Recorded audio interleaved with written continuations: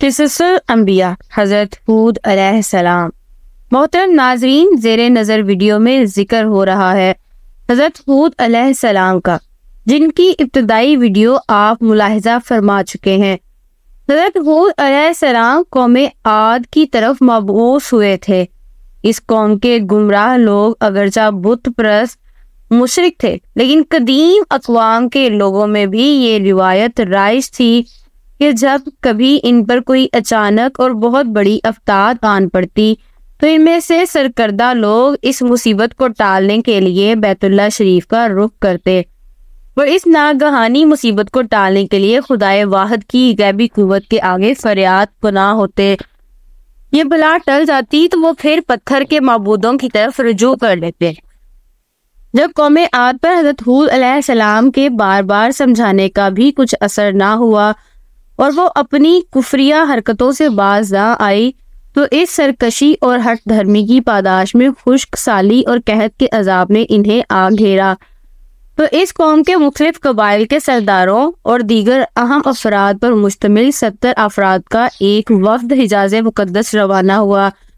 تب قوم املیک کے سردار معاویہ بن بکر نے اس وفد کا استقبال کیا اور اسے اپنے یہاں ٹھہرایا۔ اس کی اس وقت مکہ مکرمہ پر عملداری تھی۔ اس کا ذکر ہم گزشتہ ویڈیو میں کر چکے ہیں۔ اب آگے کا حال ملاحظہ کیجئے۔ دوستو، راہ عمل میں آپ سب کو خوش آمدید۔ آپ دیکھ رہے ہیں راہ عمل کے سلسلہ قصص الانبیاء کی یہ 23ویں قسط۔ طبری کی روایت ہے کہ اس وقت میں 2 افراد مرشد بن سعد اور لقمان بن لکیم صاحب ایمان اور حضرت ہود علیہ السلام کے پیروکار تھے۔ غالباً ان کا تعلق قبیلہ خلجان سے ہوگا۔ ان دونوں کے علاوہ باقی سب کافر اور بت پرست تھے۔ معاویہ نے ان کے اعزاز میں رقص و سرود کی محفل کا اہتمام کیا اور تقریباً 1 ماہ تک یہ لوگ اپنے آنے کا مقصد فراموش کر کے عیش و عشرت اور شراب و شباب کی محفل میں مدہوش رہے۔ جب ان کا قیام طویل ہو گیا تو معاویہ بن بکر کو ان کے واپس جانے کی فکر لاحق ہوئی۔ کافی سوچ بچار کے بعد اس نے ناچنے گانے والیوں کے ذریعے چند اشعار کی صورت میں انہیں ان کے آنے کے مقصد کی یاد دہانی کروائی، جس پر وفد کو ہوش آیا۔ تاریخی کتب میں درج ہے کہ اس موقع پر وفد میں شامل مرشد اور لقمان نے ایک بار انہیں پھر سمجھانے کی کوشش کی کہ جو کچھ حضرت ہود علیہ السلام کہتے ہیں اس پر ایمان لے آؤ، لیکن وہ نہ مانے۔ وفد بیت اللہ شریف گیا اور بارش کی دعائیں مانگنا شروع کر دی۔ ابھی تھوڑی ہی دیر گزری تھی کہ اللہ نے آسمان پر 3 رنگوں کے بادل بھیج دیے، جن میں ایک سفید تھا، دوسرا سیاہ اور تیسرا سرخ۔ اس کے ساتھ ہی آسمانوں سے ندائے غیب آئی، اپنے اور اپنے قوم کے لیے ان تینوں میں سے کسی ایک کو پسند کر لو۔ چنانچہ وفد نے سوچ بچار کے بعد سیاہ بادل کو اپنے لیے پسند کر لیا، جس کے ساتھ ہی سرخ اور سفید ٹکڑے آسمان سے غائب ہو گئے اور ابر سیاہ آہستہ آہستہ آسمان پر چھانے لگا۔ وہ لوگ اپنی دعا کی قبولیت پر بڑے خوش تھے اور سمجھتے تھے کہ اب خشک سالی ختم ہو جائے گی۔ چنانچہ پوری قوم نے خوشیاں منانا شروع کر دیں، لیکن حضرت ہود علیہ السلام سمجھ گئے کہ یہ عذاب الہی ہے، لہٰذا انہوں نے ایک بار پھر اپنی قوم کو مخاطب کرتے ہوئے فرمایا، اے میری قوم، یہ اللہ کا عذاب ہے جو تم پر نازل ہوا چاہتا ہے۔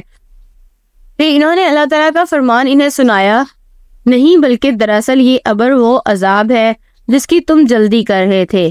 یہ ہوا کا طوفان ہے جس میں دردناک عذاب چلا آ رہا ہے، جو اپنے رب کے حکم سے ہر چیز تباہ کر ڈالے گا، مگر انہوں نے تو اپنے نبی کی بات نہ ماننے کی گویا قسم کھا رکھی تھی۔ قرآن پاک میں ان لوگوں کی کیفیت کو اس طرح بیان کیا گیا ہے۔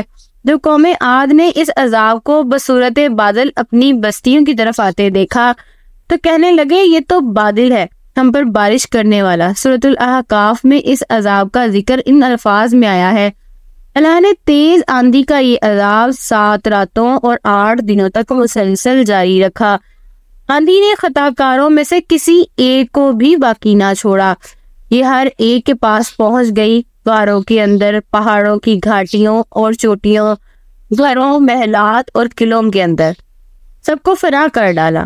ابن عمر رضی اللہ تعالیٰ عنہ سے مروی ہے کہ نبی کریم صلی اللہ علیہ وآلہ وسلم نے فرمایا، یہ وہ آندھی جس کے ذریعے قوم عاد ہلاک کی گئی، اللہ نے ان پر انگوٹھی جتنی جگہ کے مثل ہوا کھولی تھی، بس وہ ہوا پہلے دیہات میں گئی اور وہاں کے لوگوں اور مویشیوں اور اموال کو اٹھایا اور آسمان و زمین کے درمیان لے گئی۔ صحیح مسلم۔ اللہ تعالیٰ نے اس خوفناک آندھی سے حضرت ہود علیہ السلام اور ان کے ساتھیوں کو محفوظ رکھا اور انہوں نے خطیرہ نامی ایک بستی میں پناہ لے لی جہاں عذاب ان تک نہیں پہنچا اور وہ امن و سکون سے رہے۔ اللہ تعالیٰ نے قرآن کریم کے مختلف مقامات پر قوم عاد پر نازل ہونے والے عذاب کا تذکرہ فرمایا ہے تاکہ کفر و شرک اور غرور و تکبر میں مبتلا لوگوں کو تنبیہ ہو۔ اس کے علاوہ قرآن کریم کی ایک سورت کا نام حضرت ہود علیہ السلام کے نام پر سورہ ہود ہے۔ قرآن پاک کے 11ویں پارے میں موجود یہ سورہ مبارکہ 123 آیات اور 10 رکوعات پر مشتمل ہے۔ سورہ ہود مکی ہے۔ یہ اس دور میں نازل ہوئی کہ جب کفار مکہ کا ظلم و ستم اپنے عروج پر تھا۔ چنانچہ سورہ ہود میں ان پچھلی قوموں کا تذکرہ ہے جو اللہ کے نبی اور رسولوں کی تکذیب کر کے قہر الہی کا نشانہ بنی اور تاریخ کی صفحات پر ہمیشہ کے لیے عبرت کا نمونہ بن گئی۔ سورہ ہود میں 7 پیغمبروں کے قصص و واقعات درج ہیں، لیکن اس سورت کو حضرت ہود علیہ السلام کے نام سے منسوب کرنے سے معلوم ہوتا ہے کہ حضرت ہود علیہ السلام کے قصے اور قوم عاد پر نازل ہونے والے عذاب کو خاص اہمیت حاصل ہے۔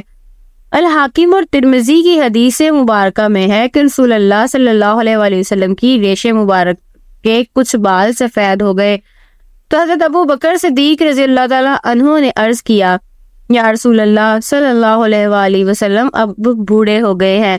تو آپ صلی اللہ علیہ وآلہ وسلم نے فرمایا کہ ہاں، مجھے سورہ ہود نے بوڑھا کر دیا ہے۔ بعض روایات میں سورہ ہود کے ساتھ سورہ واقعہ، مرسلات، انبیاء اور سورہ تکویر کا بھی ذکر ہے۔ قبیلہ عاد کا نسب یوں ہے: عاد اکبر بن اوس بن ارم بن سام بن نوح علیہ السلام۔ قرآن کریم میں 17 سے زیادہ مقامات پر حضرت ہود علیہ السلام اور ان کی قوم میں عاد کا تذکرہ آیا ہے۔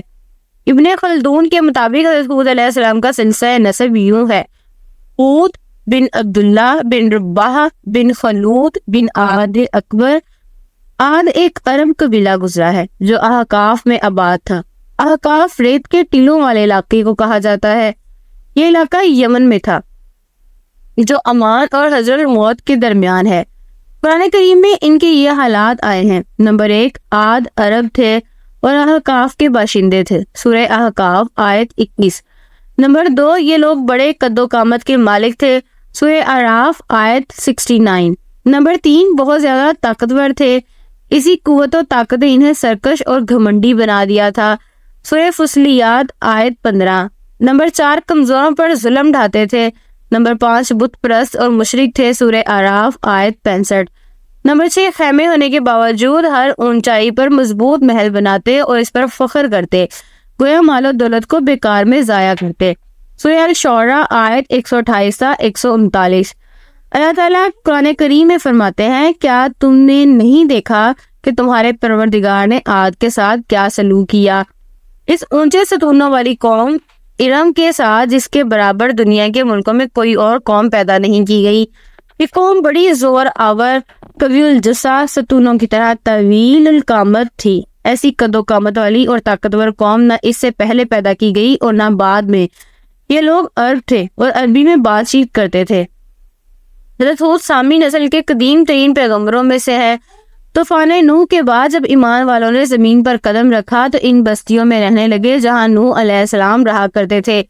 یہ لوگ توحید پرست تھے، لیکن وقت کے ساتھ ساتھ شیطان نے ان کے دلوں میں وسوسہ ڈالا اور غلط کاریوں کا راستہ چن لیا۔ چنانچہ قوم نوح کے بعد جس قوم نے سب سے پہلے بت پرستی اختیار کی وہ قوم عاد تھی۔ حضرت ہود علیہ السلام نے اپنی قوم سے جو مکالمہ کیا اس کی تفصیل اس طرح ہے۔ قرآن پاک کے سورہ ہود میں اللہ تعالیٰ نے حضرت ہود علیہ السلام کے اپنی قوم کے ساتھ ہونے والے مکالمے کو یوں بیان کیا ہے: اور قوم عاد کے پاس ہم نے ان کے بھائی ہود کو پیغمبر بنا کر بھیجا۔ انہوں نے کہا، اے میری قوم، اللہ کی عبادت کرو اور اس کے سوا تمہارا کوئی معبود نہیں۔